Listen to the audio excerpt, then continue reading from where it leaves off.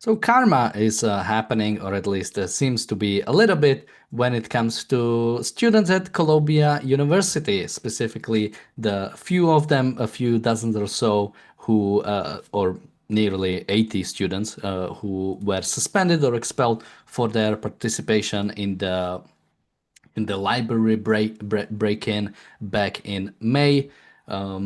So it looks like Colombia is finally deciding to actually, acknowledge what is it, the law of causality, that actions have consequences, that the fact that if you break rules of the universities or if you break laws, something might actually happen to you. Now, there were threats in the past. In the past, they've said that maybe some will be expelled or maybe some will not be allowed to graduate and things like that. But now it seems like they will be actually suspended or expelled, which all I can say is good riddance, because absolutely these kind of people, um, I wouldn't like to see them being as the again people from these universities end up in a Supreme Court. I don't think this is the kind of people I want there. Although maybe at some point we won't really have a choice. But let's hope until then that these people will actually get what they deserve. Later in this video, we'll also we'll cover a few more clips from one from specifically a UK radio host who pretty much spread blood libel live and didn't really think much of it. And we'll talk a little bit more about the two podcasters who invited Netanyahu on their show and later invited a bunch of anti-Semites to basically atone for their sins of having a Jew on their show. So that's what we'll also cover today. Welcome to the reality show. Joining me today are Marco and Richard. And also, let me remind people that today's episode of the reality show is sponsored by the Objectivist Guide to the Galaxy. Link to that is in the chat and in the description, and also more about them later in the video. Marco, any thoughts on the fact that some people are being so well? Maybe before we go, let's actually watch the video from the library itself. It's just 10 seconds or so, so it shouldn't take much time.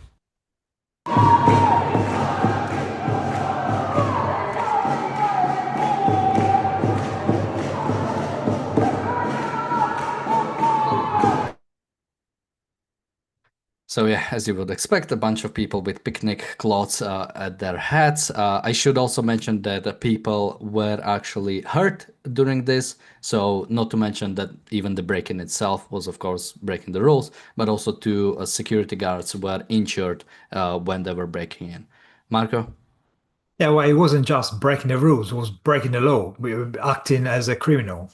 And you mentioned it around this is karma. Well, it's more like a change of administration in the United States. The new president is actually showing some spine against this kind of stuff, and is shown as zero tolerance to anti-Semitism, which was more than tolerated by the previous administration. The Democrats were quite happy to fuel this kind of stuff by, you know, coming up with all sorts of excuses and yabba yabba, especially the pro-Hamas contingent in the House of Representatives, which, despite everything, they're still getting in the neck.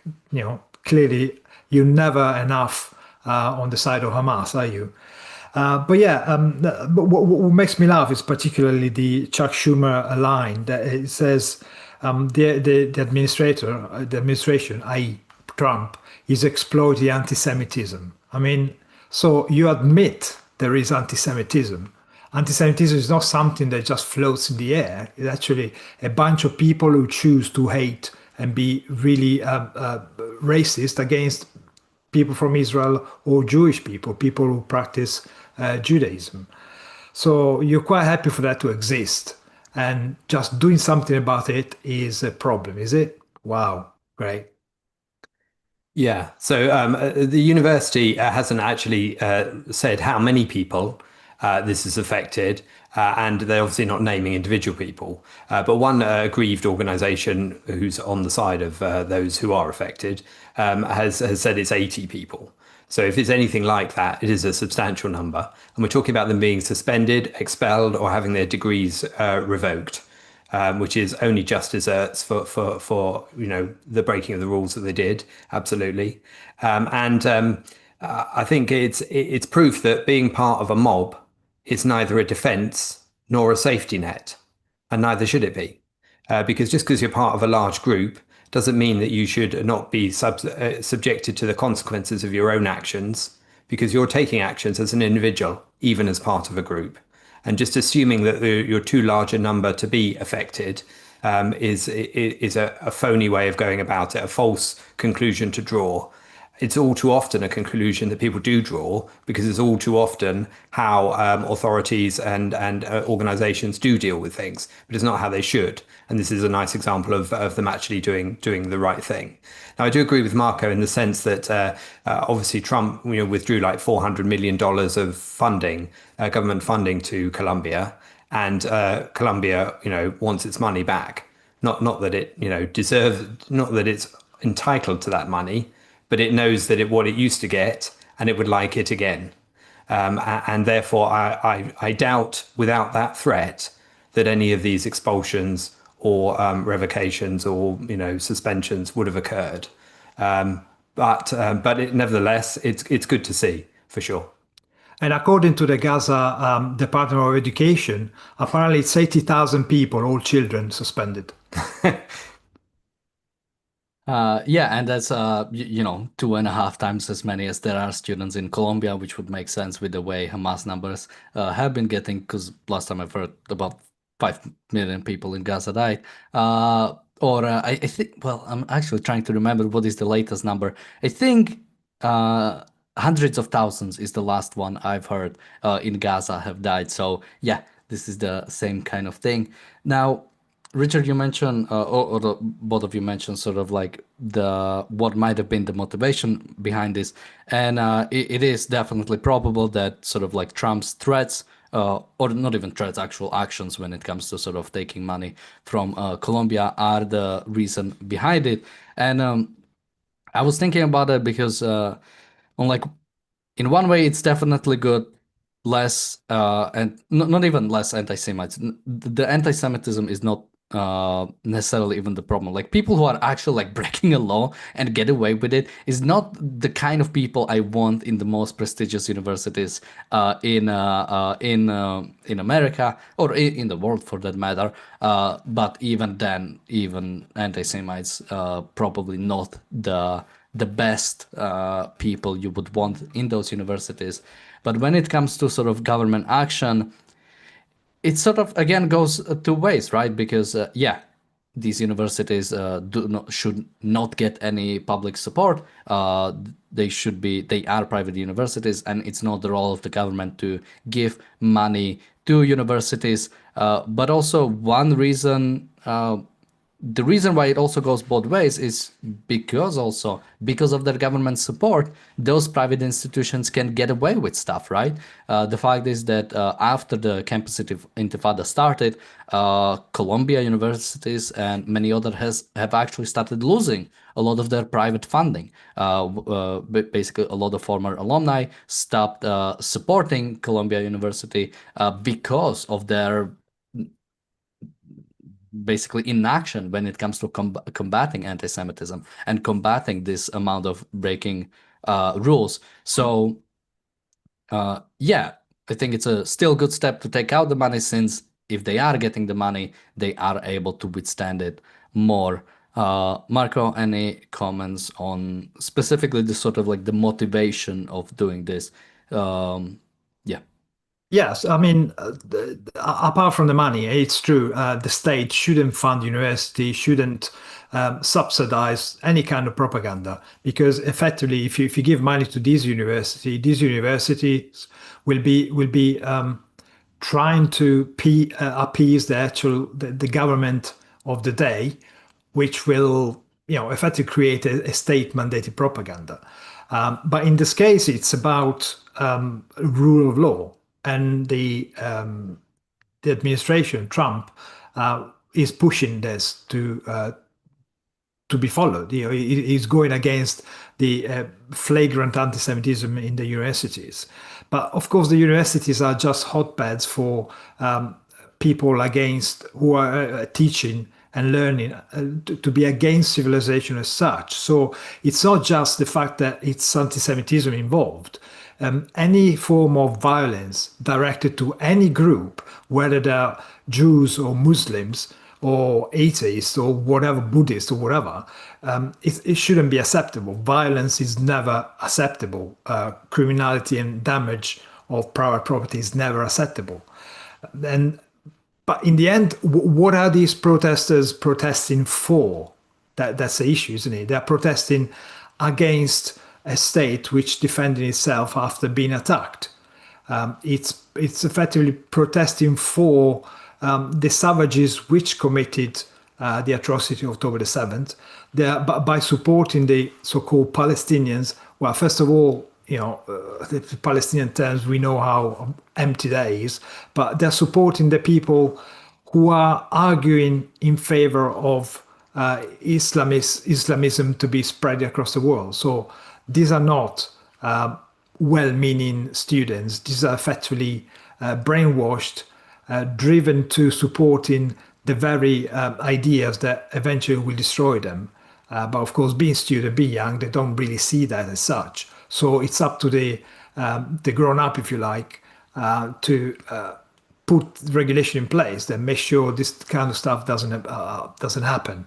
Because actually, if they look into it and they follow the money, I'm ready to bet that lots of the funding for these groups and stuff probably comes directly from Iran by one way or the other. And it's great to see that there are penalties here for these kind of actions being implemented. But of course, understanding that the reasoning may not be the reasoning that's being said, which is a recognition of the anti-Semitism and a recognition of the effect on the individual rights of other students at the university, Jewish students or others trying to go about their learning and trying to use the library for one thing. All of that is that really the reason that they're doing it? I suspect not, but it should be. What can you do but point out the two things and that this isn't proof of both of them being the case, however much it should be. I think one of the things that I'm aware of here is some of the differences that I perceive between the US and the UK, for example. And I can't imagine that this would ever happen in the UK in a similar situation. I can certainly imagine that students would take over a library and do the same keffiyeh-wearing damage that these students at Columbia caused. I can certainly believe that. But there will be consequences to whether they could get a degree or whether they would be expelled or not.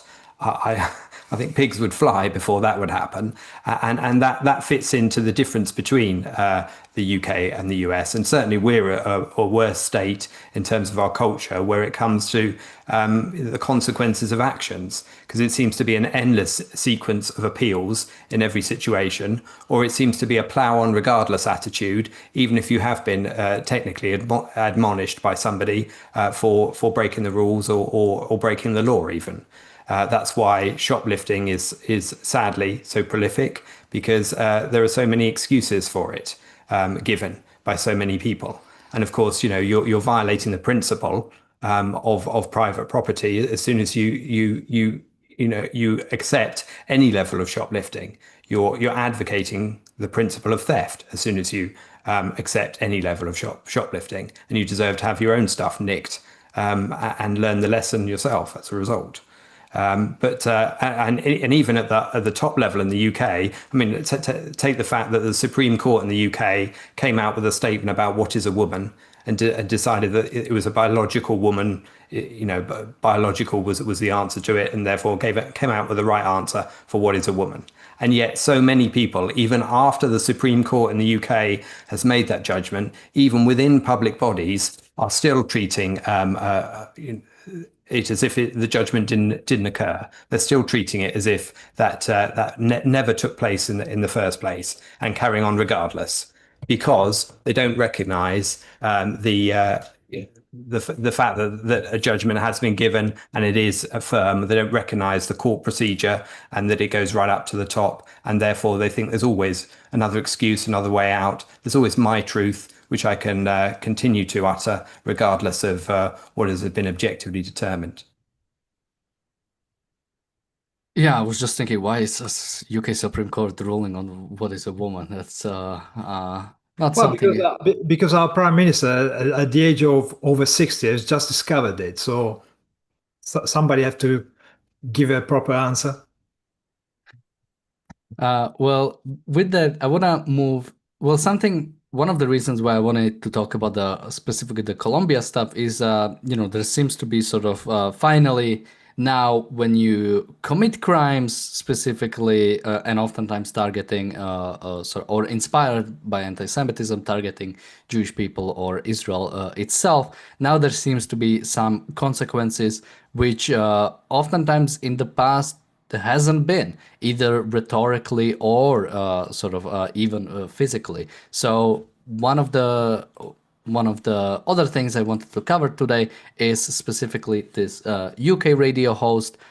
It's about a 40-second clip, so we'll watch that, and I'll give context later. Let's first watch the clip. I'm fascinated by objectivity, which is why I'm going to read out this from Chris. I do think it's worth saying that these warped views are not just an Israeli problem. My wife was brought up Jewish, and at Shabbat school in a leafy Hertfordshire town, she was taught that one Jewish life is worth thousands of Arab lives, and that Arabs are cockroaches to be crushed. Whilst young children are being taught such hatred and dehumanization, undoubtedly on both sides, as Chris points out, then they will always be able to justify death and cruelty. And it does indeed start young, but there is a danger perhaps that we only ever hear one side of the dehumanization and propaganda processes. Okay, so I'll go to, I'll go to you guys. It's your guy. It's a UK radio host. I don't know how sort of like known he is or how influential he is, but Marco, I have a lot to say, but Marco, any comments from you? Well, can you comment? I mean, unfortunately, this is the kind of brains that we have in Britain. That's the kind of mentality and kind of double moral floppy standards that we have floating around. It's the total product of altruism, a total product of an acceptance that if Israel is good, well, there's something good in Gaza as well. So you can't really criticize or take one of the two sides because, of course, take the golden means. You had to straddle across the two, don't you? Which totally ignores what you were saying at the beginning about being objective. I mean, being objective means to recognize the facts of reality, and the facts of reality tell you that one side, Israel, is a civilized, peaceful, productive, democratic spot in the Middle East, the only one, by the way. And the other side is a bunch of Islamists who want to destroy Israel because they're Jewish, because it's a Jewish state. And they do not provide an alternative to democracy, freedom, and productivity. They just want to destroy and take over because they are not Jewish, because Islam, their ideology tells them to do so. So, objectively, one side is uncivilized, the Gazan side, the Palestinian side, obviously bunch of savages, and the other side is the most productive place in the Middle East. So, just from the point of view, you can work out who's right, who's wrong. But this is never applied because, again, the kind of altruistic morality that prevails in Europe, in Britain especially, it forces you to come down on the side of the needy ones. The Palestinians do absolutely nothing useful with their life apart from digging tunnels and attacking Israel on a constant basis, throwing rockets and trying to kill Jews. So because the effort is into destruction, hate, and killing, they find themselves living in a hellhole, no production, nothing that is actually directed to the progress, to the thriving of human life. And so they need, and because they need, we have to give, and because they need, it must be good. That's exactly the morality of altruism, where somebody else's need is more important than your need. Their values are better than yours. You have to help them because helping them is in itself the best thing to do. Doesn't matter if you have your problems. Doesn't matter if you need food yourself. The other person, altruism, otherism, is exactly that. Somebody else's comes first, and that's ultimately a recipe for death, isn't it? It's your own death, altruism. Just for context, this is a station called LBC, which is a private radio talk radio station. Talk radio is not such a big deal in the UK as it is in the US. Although it is, it's more popular than it used to be in a sense, and there's only a handful of talk radio stations. To be honest, they've kind of missed the boat largely because people have moved to the internet in the interim. The BBC kind of sets the agenda for a talk radio with all of its radio stations, and still sets the culture for how people tend to treat talk radio, and of course it sets the tone largely. And lots of, even though these, we're talking about a private company here, they tend to ape the BBC rather a lot. Although they do have a mixture of voices, more of a mixture than the BBC might. James O'Brien being just one of them. I think they have a tendency to throw any opinionated presenter on for a few hours and then just get the calls in, see what happens, and move on. So it's not like they have a fixed ideology, despite what I've just said. But that's within a context of the altruism that Marco is talking about there. And of course, the fact that the statement he's reading is unverified. It's it's not corroborated. He's not being able to provide the fact. He's reading someone's opinion and just leaving it there, and it's unchallenged by him or by any of his call-in viewers. I think, so far as I know, there wasn't a follow-up bunch of calls to criticise what he was doing at the time. Anyway, even if he subsequently, I think, had to take this down due to people, legitimately having a go at him for including it as a unchallenged piece of what he's purporting is to be fact, because he doesn't challenge it. So reading it out and not challenging it in that manner does imply that it's true, which it clearly isn't. Yeah, I mean, something that sort of fascinated me about this is, his fascination was with objectivity, right? That's what he started. I'm fascinated by objectivity, so let me just throw in this like blood libel to provide some objectivity. Again, it's this idea, and later he said, I'm not sure if this was him or from the call itself, that basically, yeah, so he has his wife who has been thought that one Jewish life is worth 1,000 Arabs' lives. And then he mentioned, well, I'm sure it's also the same thing is on the other side, which we know is true when you go to UNRWA schools, and what children are being taught, that there is hatred of the Jewish people, and is also true across the Middle East.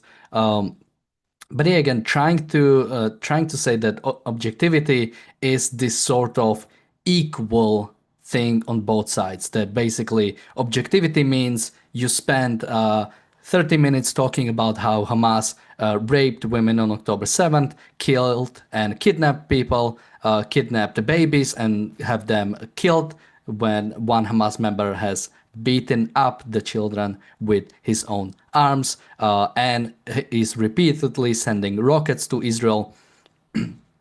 You spend 30 minutes talking about that, and you spend 30 minutes talking about everything bad Israel or Jewish people have ever done, including a bunch of conspiracies. Again, that's not objectivity. Objectivity is looking at the world and judging it accordingly. We, similar to on yesterday's TDO, when the couple of guys who had Netanyahu on, I have my criticism of Netanyahu, but I'm not going to bring that up when a bunch of anti-Semites are talking about how Netanyahu is committing genocide, how he's committing war crimes, where the only problem or sort of the only evil thing Netanyahu ever did is not defending the Jewish people enough. So again, that is objectivity, is first having some values, having some way of actually judging what is right and what is wrong, and using that appropriately when it's sort of when it comes to judging things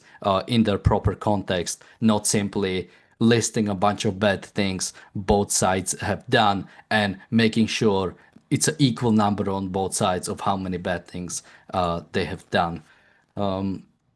Marco, anything to add on this guy before we go into a few more clips? Yeah, I mean, it's the kind of statement that you read is the classic example of not only moral relativism, but it's even worse, isn't it? It's the typical projection of the other side, blaming the Jews for what they usually do. I mean, most of the stuff that this guy was reading is you can actually find it on the Palestinian side. They teach their children to hate Jews, not the way around. They teach their children how to kill Jews and how to do it when they grow up. Drive a car into a bunch of IDF soldiers, and then it's this kind of deflection and reversing of facts, isn't it? They present exactly the opposite of what Israel and Israeli do, and they attribute to them.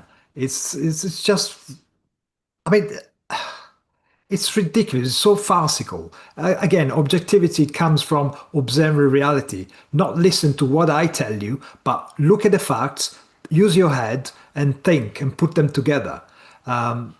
Anyone can see that Israel keeps telling the Gazans, move out of the way, we're about to bomb this area. Sends leaflets, sends texts. And what does Hamas do? Tells its own population to ignore the warnings because they want their own population to die because it looks good on the international stage as a propaganda is perfect tool. It's a bit like telling somebody who's convicted of murder that, well, this person, they love their mum, they helped old ladies cross the road, so there's good and bad to them. So let's be objective and call it quits. I mean, it's nonsense, isn't it? Or it's like pointing at a rock and going, that is a rock, and have it. In order to be objective, I need somebody else to point at it and claim it's a marshmallow. That's not going to make it any more objective. What's objective is what's true, what's based on reality, and therefore you don't need an alternative opinion from the other side in order to determine what is true or not. And I think he's falling into that trap, but it's a key trap that people are too ready to suck up to all the time, to be honest. And this falls into the my truth, your truth argument that people are taught at school all the time, as if you shouldn't question what comes out of anyone's mouth. It should simply be considered equal to what comes out of your mouth, regardless of what's true in reality. Well, with that, first, let me remind people again that today's episode of the reality show is sponsored by the Objectivist Guide to the Galaxy. If you are interested in science and specifically sort of that view of science from an objectivist, again, not like it's the objectivist got some mystical revelation. Sort of, he has I think a much more proper approach, since a lot of philosophy has been infiltrating science and trying to act as part of science. So you'll get a very unique perspective here. You can check out the Objectivist Guide to the Galaxy, a new book by Zoltan Sendes, using the link in the description and in the chat, as well as pinned comment right now. I definitely recommend checking that out, and thank you for sponsoring this episode.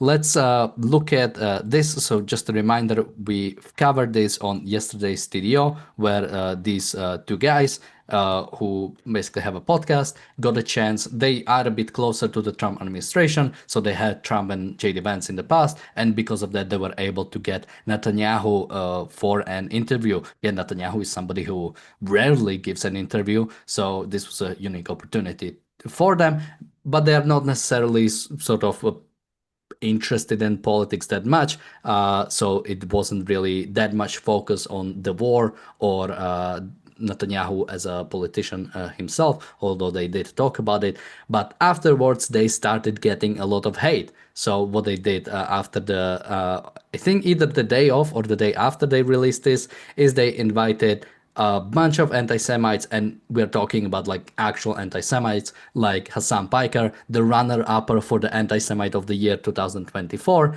Nick Fuentes, a very known sort of neo-Nazi or far-right figure. And among them, one video we didn't play yesterday is from Myron Gaines.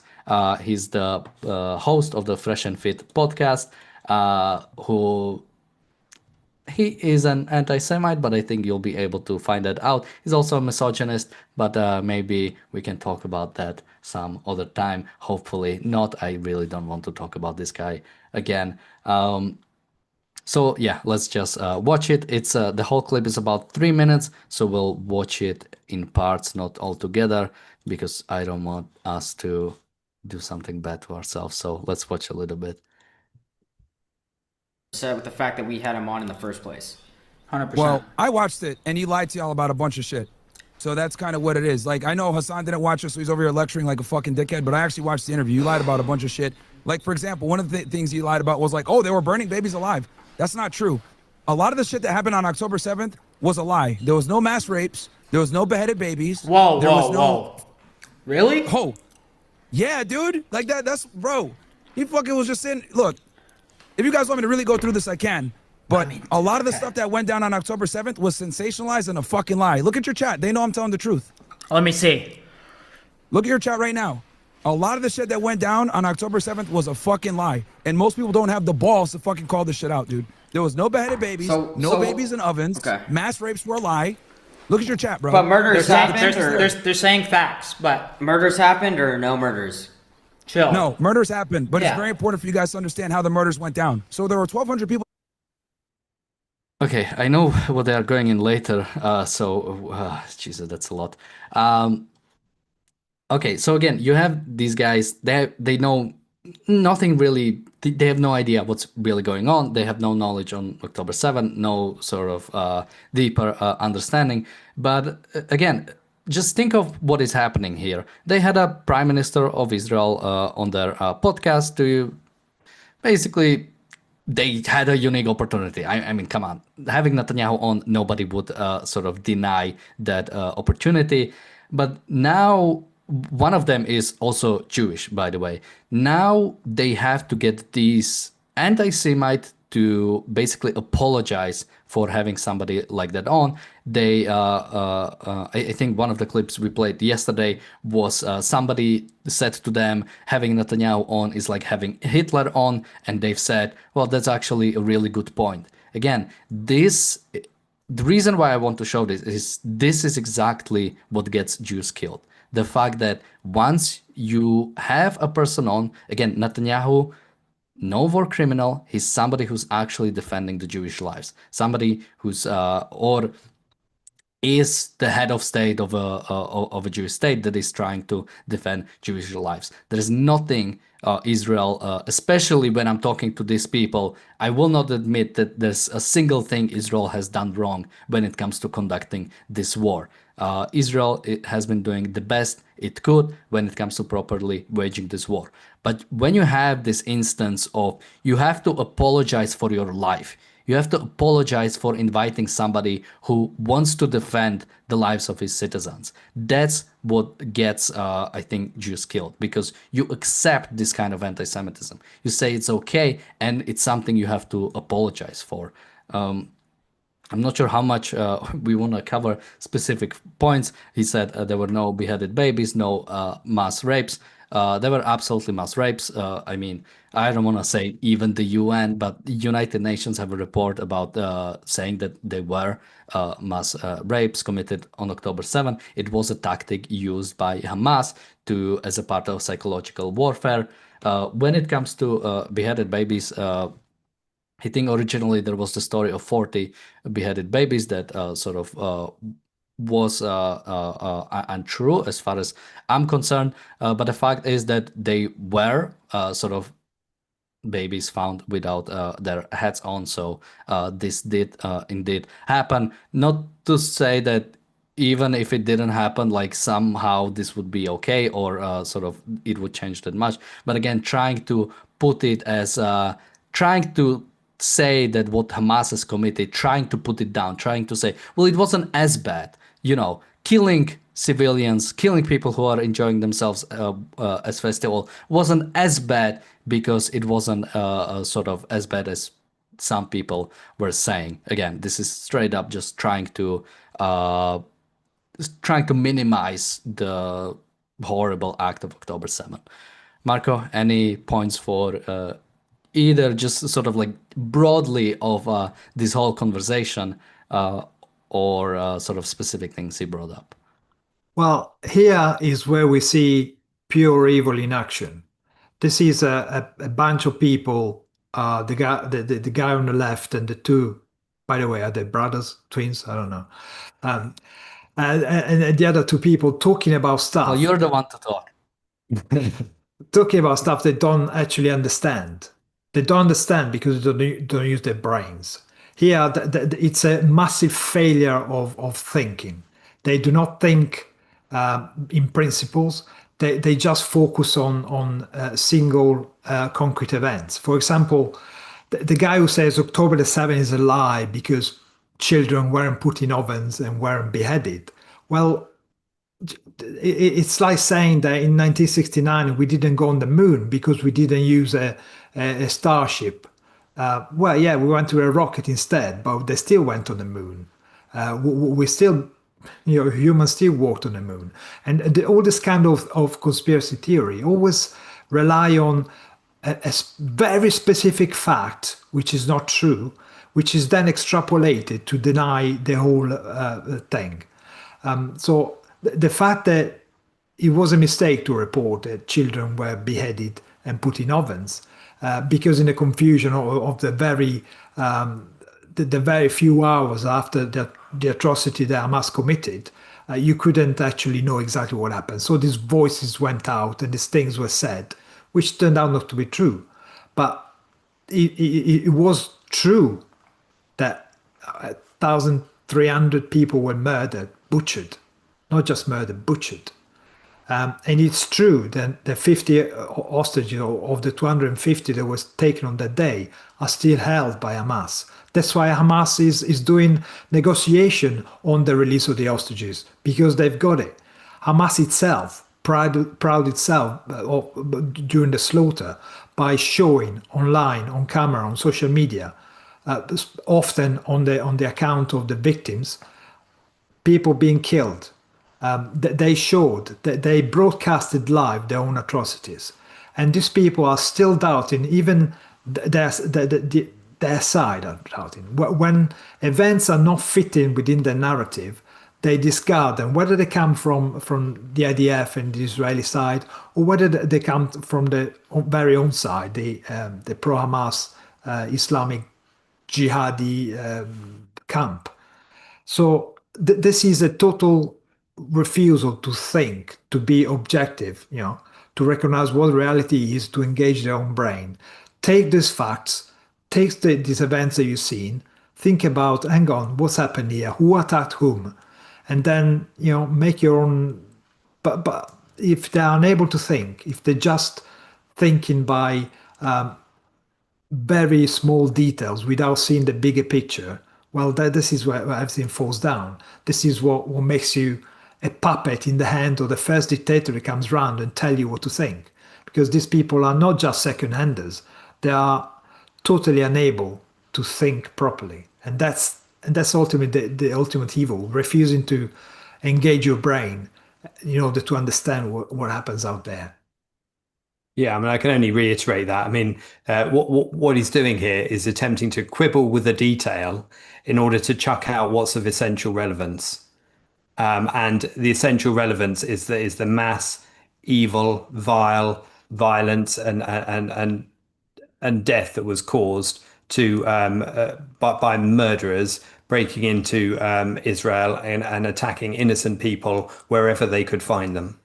You know, whether you focus on the music festival and what happened there, whether you focus on people throwing grenades into as people cowered in a safe room and tried to took refuge there from the violence that occurred out of the blue at that music festival, from the sky, from those Hamas paragliders, etc.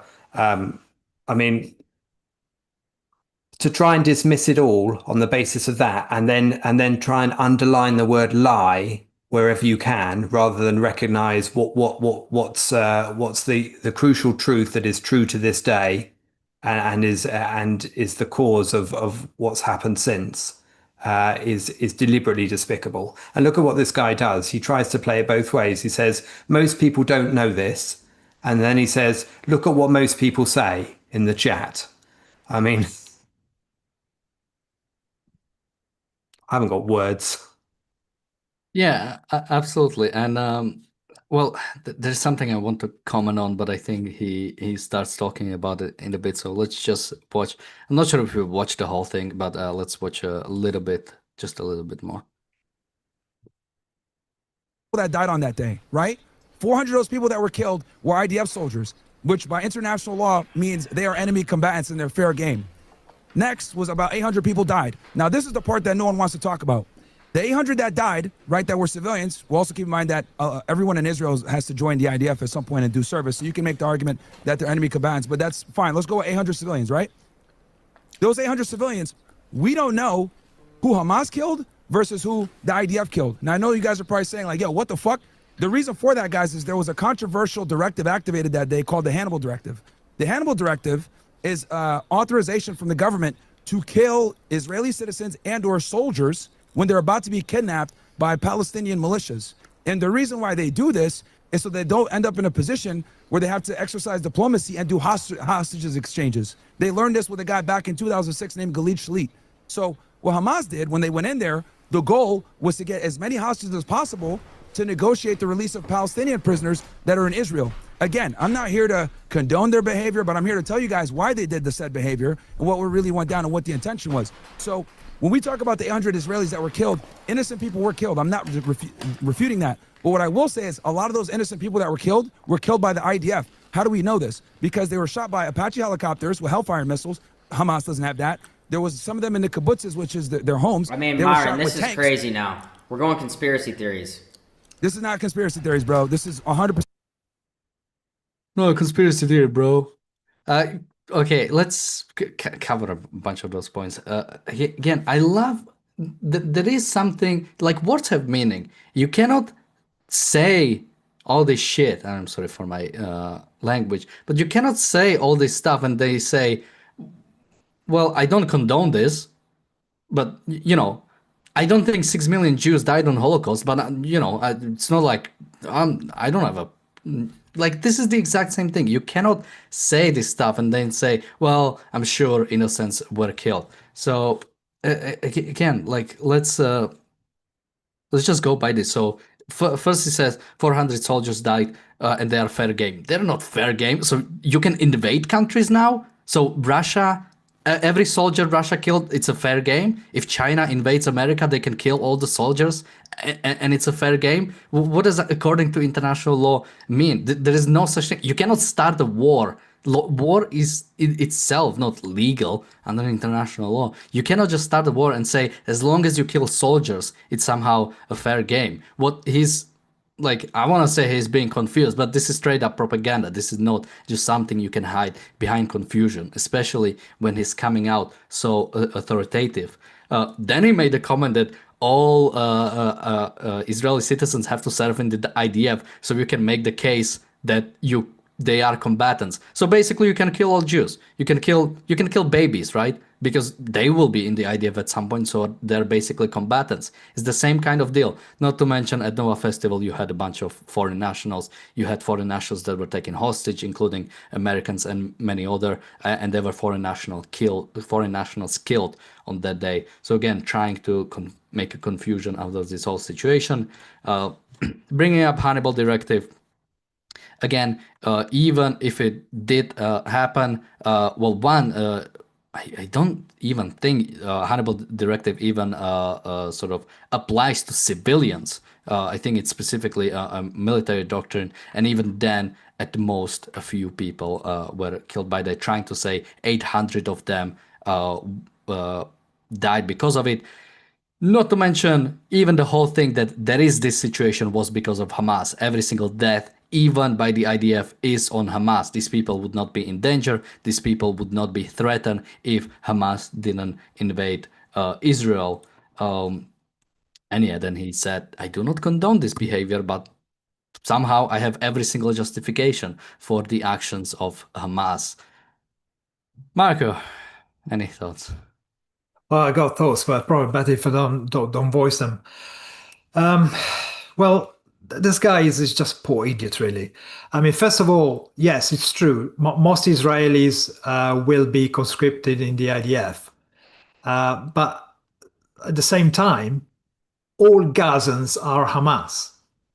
You know, it can't be right only for once. All Israelis are IDF. All Gazans are victims. I don't think so, love. And then actually, it's interesting to hear what this guy says, because he raises a couple of points that are actually valid, and they are a direct, if you like, criticism to the Israeli state. And one is, first of all, that we know that Apache helicopter can't have killed people in Israel because the response was too late. There was a massive gap between the attack and the Israeli responses. So you cannot blame the Israelis for killing their own people during the attacks, because they were nowhere to be seen, largely. You know, you cannot criticize the Israeli government for not having reacted, and at the same time criticize them for having killed their own people. Well, you know, again, a contradiction. These people hold contradiction in their head all the time, and that's why they talk bollocks. And then second, it's about the hostages. It actually admits that the policy of Israel to exchange hostages for terrorists, it's actually working for the Gazans. It's working for Hamas. It's a policy that works very well for Hamas. That the guy actually admits that Hamas wanted to take as many hostages as they could, because they know they can use humans as currency. So isn't this fact itself something monstrous? You know, the Gazans take effectively, take slaves that they then sell back to the Israelis in exchange for terrorists held in Israeli cells. I mean, to say these things and not realize what he's actually saying, was he's admitting that the Gazans are a bunch of savage and monsters. I mean, it reflects very bad on Gazans, which are, you know, once again shown to be savages and monsters, but also shows very well how bad this guy is. First, he's a dipstick. Second, he's an evil dipstick, because he's not even listening to what he's saying. And to say that, you know, the bad guy is Netanyahu, come on, man. Yeah, absolutely. I mean, thank you, Daniel, for widening our knowledge of this rogues gallery of prize Muppets. But yeah, we'll add them to our list. I think one of the things that I think is most relevant here is the fact that he does it. What he doesn't say, what he minimizes, what he minimizes by omission, which is all the GoPro footage of the day itself, of the evidence of Hamas itself, of the taking of hostages, of the actions and attitudes of Gazans, so-called civilian Gazans, on October the 7th, participating wherever they could, to whatever extent they possibly could, and cheering on at the same time those who did commit it as well. All of that is minimized and omitted from his argument. So you're absolutely condoning their behavior. That's clear as day, frankly, and it is despicable, quite honestly. Yeah, and somebody, Bonnie in the chat is asking what are the names. So the guy on the left is Myron Gaines. You can also search up Fresh and Fit. That's their podcast. And the other guys, you can search up Nelk Boys, and you'll be able to find their podcast. So yeah, both of them are very influential. Somebody was asking, people in the chat were asking, why are we even talking about these people? So again, today I just brought up Myron Gaines, but they had these guys, the Nelk Boys, they have millions of followers. They have Trump on their podcast. They had JD Vance on their podcast. They are very influential among the young people. And now they had Benjamin Netanyahu on, and they had to basically go on apologize tour when they invited a bunch of anti-Semites. And again, who did they invite on? People like Myron Gates, again, probably the biggest podcast when it comes to manosphere. People who know what manosphere is know. If not, I think we've done an episode about manosphere in the past, so try to look up manosphere, Ayn Rand Center UK, and you can find out a little bit about it. Hassan Piker is the biggest live streamer on Twitch when it comes to politics, and very much influential when it comes to sort of like spreading anti-Israel propaganda. He's the person people might remember who had a Houthi pirate on his podcast to talk about that. So that's him. I mentioned Mara Gaines. Nick Fuentes was the other person who they had on.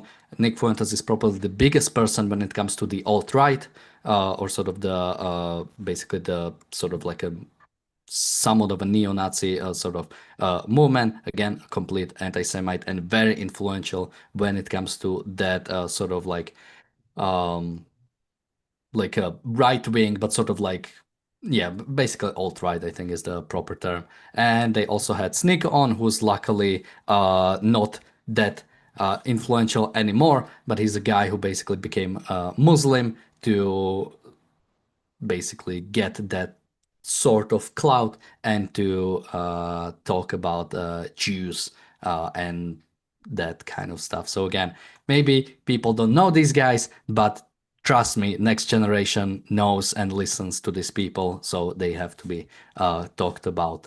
I do have one more clip from Nick Fuentes, so let's watch that one. At least we won't listen to more of Myron Gaines.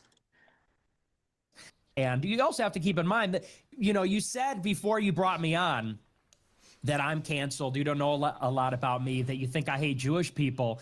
I will say, just for the record, I'm a live streamer. I do a talk show, okay? So I've never been convicted of a crime. I've never hurt anybody. I'm not a terrorist. I do a talk show. I do a live stream where I talk about politics. Netanyahu, on the other hand, is currently prosecuting a war and has been prosecuting a war for 20 years. And it's so funny that you have an interview with Netanyahu, and I don't know how that came about, but it's totally mainstream. It's totally acceptable. You have it on all the major platforms. But this is somebody who has killed people. This is somebody who's in the process of committing what is effectively an ethnic cleansing and a genocide. And it's just sort of interesting that, we're talking about platforming. Who are we going to bring on? Who are we allowed to talk to and have these conversations with? And people think it's basically a foregone conclusion. We'll have on a foreign head of state who is killing women and children, hosting these humanitarian aid sites, and killing the Palestinians that try to get their food and water. And there's like a moral equivalency that's created with someone like that and someone like myself. Oh, I mean, we didn't hesitate to have you on. It's a night of this guy. He's basically crying about basically people are not inviting him on shows. And yeah, Nick Fuentes I think he's banned on YouTube. I think he's banned on Twitch, although that might have been reversed. I haven't followed that closely. But it's somebody who absolutely should be banned. Somebody who's denying Holocaust. Somebody who said GOP is ran by Jews, homosexuals, and atheists. Yeah, I mean, this person is wild. And he's trying to basically commit the equivalency that, oh, you won't have me on, but you have this like war criminal on. Again, what did he say about Netanyahu? He's prosecuting a war. Again, what is wrong with prosecuting a war? He killed women and children. Again, completely dropping context, completely dropping what's going on. But this is what you get from anti-Semitism, right? You don't care about the facts. What you care is the propaganda. Marco, I'm sure you're an avid viewer of Nick Fuentes. Any comments on that? Yeah, I'm just happy I haven't had my dinner yet because I would have chucked it out right now. I mean, I, I don't think I've ever heard this guy speak, but he's such an idiot, isn't it? Again, oh, all my friends are Jews, but I don't do anything against them. I just provide some propaganda for them to be hit in the street and hated by the whole world. And I mean, how can you say things like this? I mean, talk about not observing reality. Talk about making things up as you go along because they, most of the fact states are just going with this narrative, but they actually haven't got any match with reality. It's just made up stories. But because he spews them out so quickly, and they are the kind of stuff that you hear over and over and over again from these people take it as read, and that's a problem. When you hear this kind of stuff, do not believe it just because you heard it lots of times. Use your brain. Check out what happens actually on the ground. Check out, has the war started on its own? Has Netanyahu started a war? No, it's defending his own people who have been attacked on October the 7th. There's never the same kind of scrutiny to the other side. They never scrutinize why the Palestinians did what they did, why the Palestinians always attack Israel when there is a period of peace, why Israel is always under attack from everybody around them since 1948. Why is it that Israel is a successful, rich, westernized, civilized country and the rest around them is theocracies, tyrants, despots, and bunch of camel herders and stuff like that? Why is it? They never analyze that. They never look what the causes of the events are. And by ignoring what Hamas did and what the Gazans are still doing, again, they're still holding 50 hostages, nearly 660 days after the very event, October the 7th. So those are never questioned. It's always Netanyahu and blah, blah, blah, and the famine and blah, blah, blah, all this kind of stuff. But, you see here what's happening. You see, again, altruism in action. You are made feel guilty because you have something that somebody else doesn't. It doesn't matter if you have something because you bothered waking up in the morning, going to work and making money. Oh, you're richer than the other guy, therefore you should feel guilty. And that's exactly the kind of undeserved guilt that Ayn Rand is talking about. This is exactly the kind of lack of justice. If you work hard, you deserve to be rich. If you exploit the people who work hard because you are a profiteering, you profit from altruism, you profit from welfare because it's easier to sitting on your ass all day and watching soap operas than it is to go out and be productive. It's easier to listen to what these buffoons tell you on Instagram or whatever medium you prefer, rather than thinking with your own head. Of course, it takes effort to think, but if you don't do that, you choose evil. And that's why these people are evil. They exploit the guilt felt by the people who are effectively trained, are tenderized to feel guilty. Just BLM, they went out there, made successful, westernized, civilized people feel guilty for being civilized and westernized and successful. And now they're cashing in their work, aren't they? It's effectively the collection of the sacrifice of the people who think they should commit a sacrifice themselves because, after all, they've got two kidneys. Somebody has got only one. So I must feel guilty about it. Bugger that. I mean, the term influencer already, I can't stand it. It stinks of the brand stuff, doesn't it? I mean, it already implies hoodwinking and manipulating, not inviting people to think for themselves.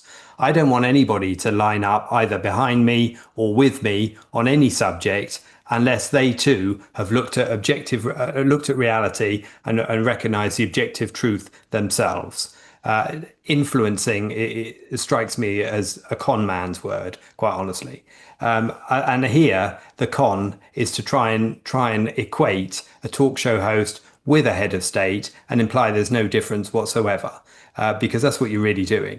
That's what he's doing through this argument. I mean, this is a prime minister. Netanyahu is a prime minister whose borders were breached by a group of people who are intent on murdering as many of your citizens as they could possibly reach, as quickly as they could. And he, the Prime Minister, Netanyahu, is defending against that. He's trying to counter that threat from happening again and ensure that it's wiped out. Now, we've covered many different shows the extent to which that's not being done as efficiently and swiftly and thoroughly as it should be to ensure that aim. But nevertheless, that is what he's trying to do. And to drop that context is to utterly annihilate reality and to shove your head up your own arse, quite honestly. And nobody should be listened to who does that. Yeah, and with that, I think the main reason why I wanted to cover today is, again, when this kind of speech is going on, when it doesn't get challenged, and when it is accepted, you get violence against Jews. That's how it goes, because you allow this kind of propaganda, this kind of anti-Semitic rhetoric to go on until people, when they see violence against Jews being committed, they'll say, well, you know, we've already heard what they've committed. If you think I'm exaggerating, just look at the celebrations that happened after the killing of the United Health CEO, the amount of praise there was for his assassin because of the amount of anti-capitalist, anti-success rhetoric there is in the current culture. Marco, any more last thoughts from you, and where can people find you? Yes, this kind of violence is not just violence against the Jews. The Jews are, unfortunately, the people who are getting the neck right now. But this is actually a war against civilization. The Jews represent the only civilized people in the Middle East, but they're also representing the successful, they're representing the intellectual, they're representing the rich. So all this is under attack because these people, mainly Marxists or even paid directly by Russia or China or Iran, the usual suspects, are actually trying to undermine civilization. We should never, ever made to feel guilty for being civilized, for prioritizing freedom and individual rights. We should never apologize for being successful or rich, for making the effort or being productive and thinking with our minds, because that's how a human being should behave. We should never apologize to a bunch of savages who just want to effectively destroy you and kill you. Do not apologize, and be assured that you are right if you just follow your own prosperity, if you do everything you can to achieve happiness. And the consequences for irrationality and idiocy have been discovered and felt by those students at Columbia University that we opened the show with. And they will be felt by anybody who advocates or apologizes for Islamism. Sooner or later, directly, it will be felt.